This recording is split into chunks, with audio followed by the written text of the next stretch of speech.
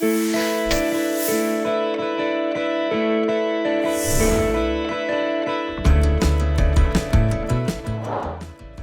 I think diversity is critically important because you get, again, people from different cultures coming to the table with different points of view, challenging the status quo, coming up with new ideas, innovating, things of that sort. And I think research shows that the more diverse of a group that you have, the better you're going to operate and the better results that you're going to get.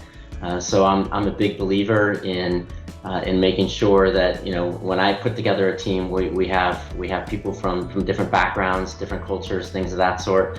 And Veeam is a great example of that because we're a very global company.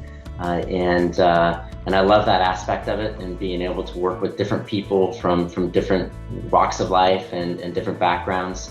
And then also just, the inclusion part I think is really, really important. No matter what level you are, having the ability to voice your opinion, to be able to contribute, I think is really important. And I think Veeam has that type of culture where everybody feels like they have a voice. It's a very non-corporate culture, I would say, and you can speak up and challenge things, where in other cultures you're not maybe able to do that as much. And I think that's something special and unique about Veeam that I love.